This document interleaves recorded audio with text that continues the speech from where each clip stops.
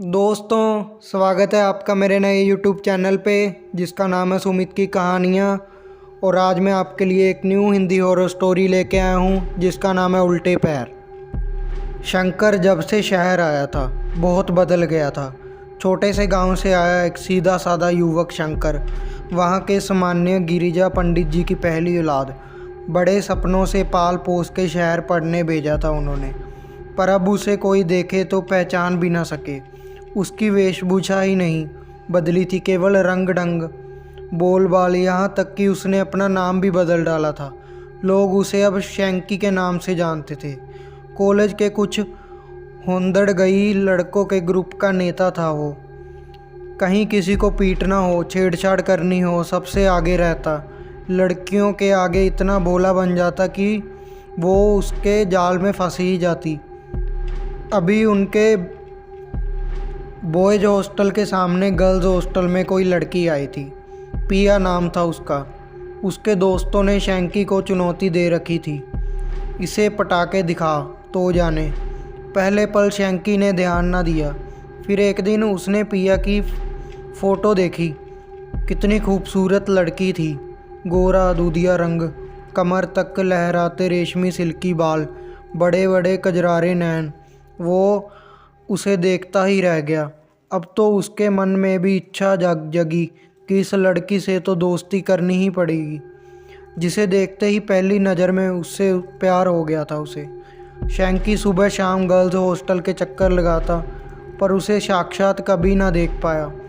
फिर किसी दोस्त ने बताया कि वो सामने वाले प्रियदर्शनी पार्क में सुबह शाम जॉगिंग के लिए जाती है।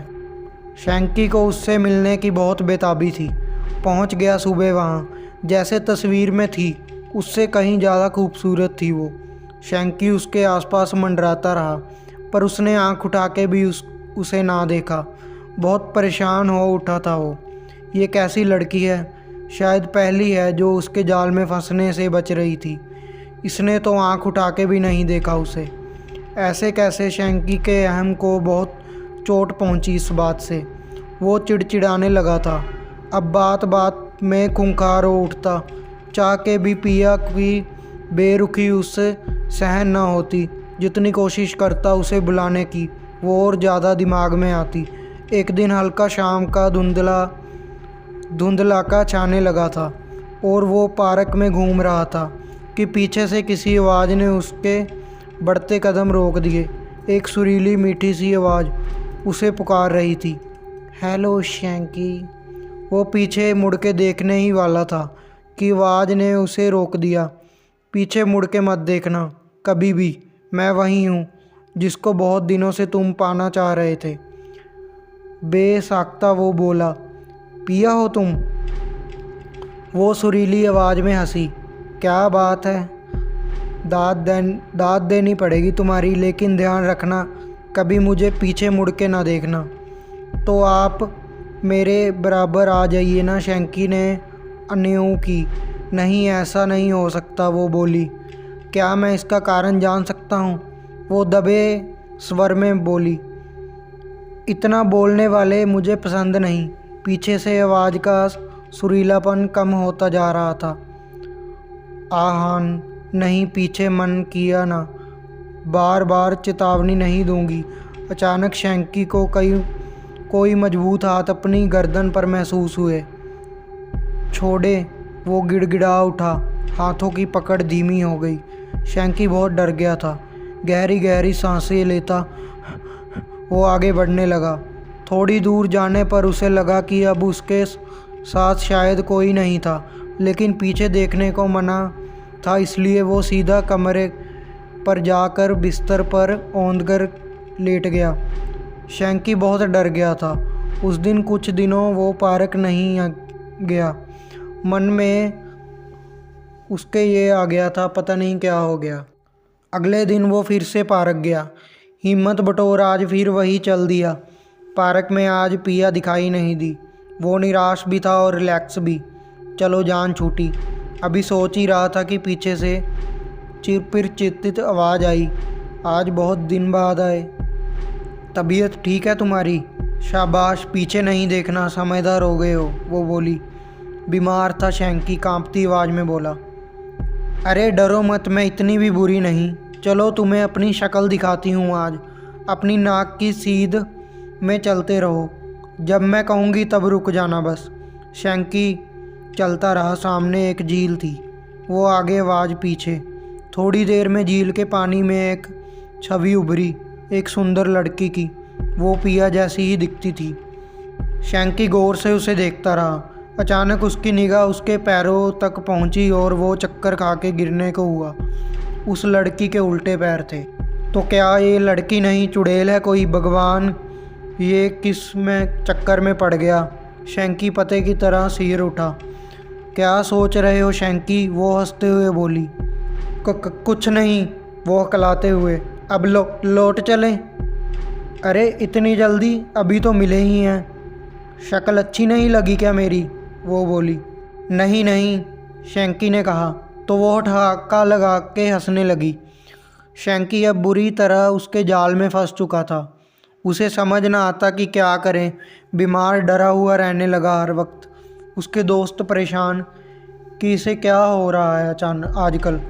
एक दिन सोते हुए वो कुछ बड़बड़ा रहा था और उसके प्रिय मित्र ने सुना। वो रोते हुए पिया से खुद को छोड़ने की गुहार लगा रहा था। उसने अगले ही दिन शैंकी के पिताजी को टेलीफोन पर सूचित किया कि शैंकी किसी आत्मा के चक्कर में फंस गया है, आप उसे संभालें आकर। अगले हफ्ते अपने पिता को अचानक आया देखकर शैंकी को बहुत सुखद आश्चर्य हुआ। वो उनसे लिपट के फूट फूट के रोने लगा। उसने कहा, पिताजी मुझे बचा ले, आइंदा कोई गलत काम ना करूँगा। उसके पिता ने सारी बात सुनी, अपने मित्रों से इस बारे में और शैंकी को सारी योजना समझाई। योजना अनुसार शैंकी सुबह जल्दी ही पार्क पहुंच गया। थोड़ी देर में वो आवाज़ आई और वो लड़की उससे बातें करने लगी। आज फिर उसने शैंकी को सीधे अपने बताए रास्ते पर चलने को कहा। शैंकी चुपचाप चलता रहा। वो दोनों एक वीरान खंडर तक जा पहुँचे। हवा की सनसनाहट, सूखे पत्तों की चिरचिराहट उस जगह को डरावना बना रहे थे। कुछ चमगादड़ उड़कर शैंकी के कान के पास से तीर की तरह निकले। वो डर गया।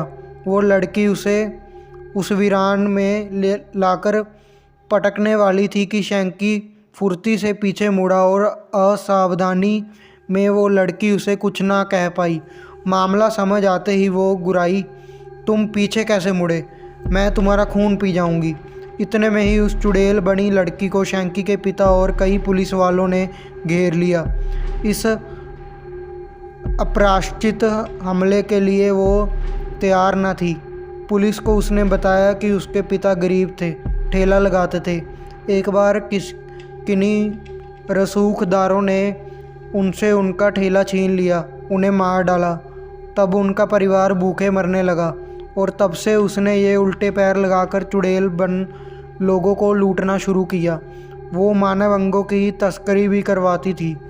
उसके बताने से समाज के कई इज्जतदार लोगों के नाम भी सामने आए। शैंकी ने अब तौबा कर ली थी कि पढ़ने आया हूँ शहर, बस पढ़ूंगा, बाकी फन्ने खां नहीं बनना अब।